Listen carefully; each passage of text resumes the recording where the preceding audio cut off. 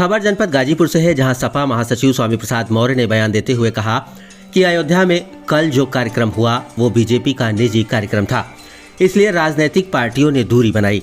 अब तो कोई भी अयोध्या जा सकता है। स्वामी प्रसाद ने कहा कि जो भगवान के रूप में स्थापित हैं, उनके अंदर प्राण प्रतिष्ठा करने वाले हम कौन हैं। स्वामी प्रसाद ने अपने बयान में कहा कि कल का कार्यक्रम धार्मिक अनुष्ठान नहीं, बीजेपी का राजनीतिक ड्रामा था। ये कार्यक्रम मोदी जी के लिए था, रामलला के लिए नहीं था। वहीं स्वामी प्रसाद मौर्य ने कहा कि सपा पहले भी मायावती का सम्मान करती थी, आगे भी करती रहेगी।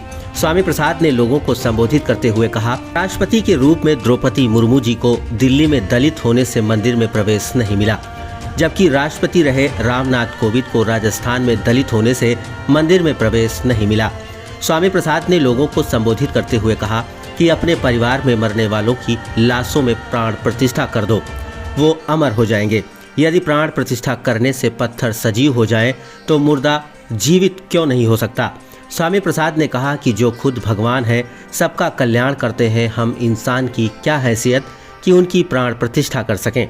स्वामी प्रसाद ने कहा कि ये सब ढोंग और आडंबर है, इसका मतलब है हम भगवान के अस्तित्व को नकार रहे हैं। स्वामी प्रसाद ने कहा कि भगवान राम हजारों वर्ष से पूजे जा रहे हैं, उनके करोड़ों भक्त हैं। स्वामी प्रसाद ने कहा कि सत्ता में बैठे लोग अपने पाप को छिपाने के लिए ड्रामा कर रहे हैं और सरकार धर्म के नाम पर वर्गलाने की कोशिश कर रही है। स्वामी प्रसाद कर्पूरी ठाकुर की जन्मशती कार्यक्रम को संबोधित कर रहे थे। सपा की ओर से लंका मैदान में कार्यक्रम आयोजित किया गया। देखिए गाजीपुर से मोहम्मद साहिद की ये खास रिपोर्ट। जी, अयोध्या जाएंगे रामलला का दर्शन करने आप? देखिए, अब तो कभी कोई भी जा सकता है,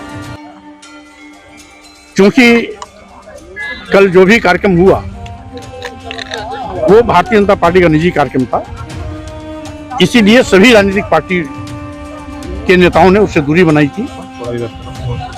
अब तो आम जनता भी जा सकती है और अन्य सभी लोग जा सकते हैं, तो कोई रोक टोक भी नहीं।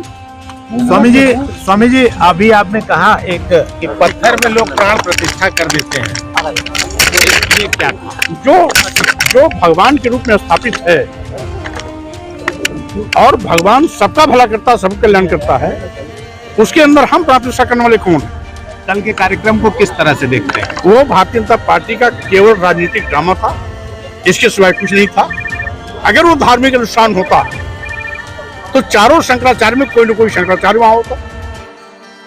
भारतीय जनता पार्टी, विश्व हिंदू परिषद, आरएसएस के अलावा अन्य राजनीतिक पार्टी के लोग भी होते। इसका मतलब है वो निहायत रूप से भारतीय जनता पार्टी कार्यक्रम था, केवल मोदी जी के लिए आयोजित किया गया था, भगवान रामलला के नहीं। भगवान रामलला के लिए कार्यक्रम आयोजित नहीं था, क्योंकि भगवान रामलला तो पहले से ही वहां स्थापित है, हजारों साल से पूजे जा रहे हैं, करोड़ों लोग उनको आराध्य मानते हैं। तो जो करोड़ों लोग पहले से उनको आराध्य मानते हैं, तो उनके अंदर प्राण प्रतिष्ठा करने का औचित्य क्या? मूर्ति और मंदिर कैसी लगी स्वामी जी आप?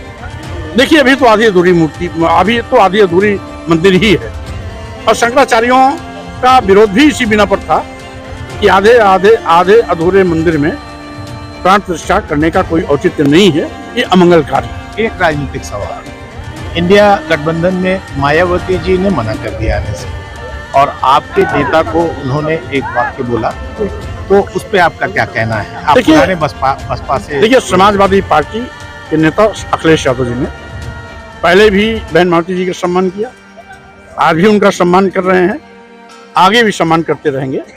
मायावती जी क्या बोलती हैं वो जाने, लेकिन समाजवादी पार्टी के नेताओं ने हमेशा बहन मायावती का सम्मान किया। जैसा आप मंच से कह रहे थे कि देश को बेचने वाले लोगों को रोकने के लिए सबको एक होना चाहिए, तो ऐसे में बसपा को भी कुछ कहना चाहिए? स्वाभाविक रूप से मैं तो, हम क्या, हमारे राष्ट्रीय जो गठबंधन बन रहा है, इंडिया गठबंधन के सारे नेताओं ने उनके पास प्रस्ताव रखा भी है, आमंत्रित भी किया है।